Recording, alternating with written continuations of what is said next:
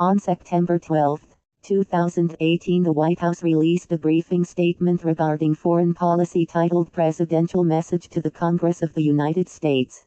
That briefing statement said, TOTHE Congress OFTHE United States, pursuant to the International Emergency Economic Powers Act, 50 U.S.C. 1701 et sec. The National Emergencies Act, 50 U.S.C. 1601 et sec. Section 212, F, of the Immigration and Nationality Act of 1952, 8 U.S.C. 1182, F, and Section 301 of Title III, United States Code. I hereby report that I have issued an executive order declaring a national emergency to deal with the threat of foreign interference in United States elections and authorizing the United States government to impose a range of appropriate and meaningful sanctions against foreign individuals and entities determined to have engaged in election interference. Foreign powers have historically sought to exploit America's free and open political system.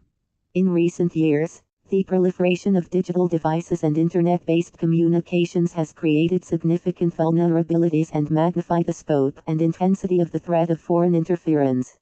To deal with this threat, I have directed the Director of National Intelligence to conduct regular assessments of any information indicating that foreign election interference has taken place.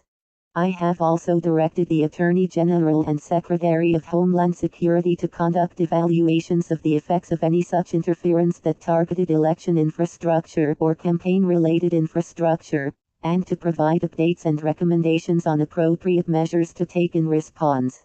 In the event foreign election interference is determined to have occurred, the executive order provides for the imposition of sanctions on foreign persons determined by the Secretary of the Treasury, in consultation with the Secretary of State, to have engaged in, sponsored, concealed, or otherwise been complicit in the interference, as well as other related persons.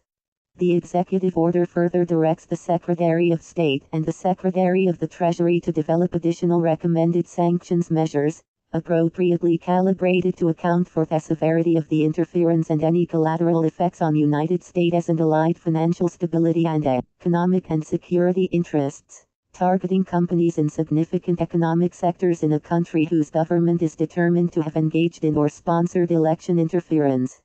I am enclosing a copy of the executive order I have issued. Donald J. Trump, THE White House, September 12, 2018.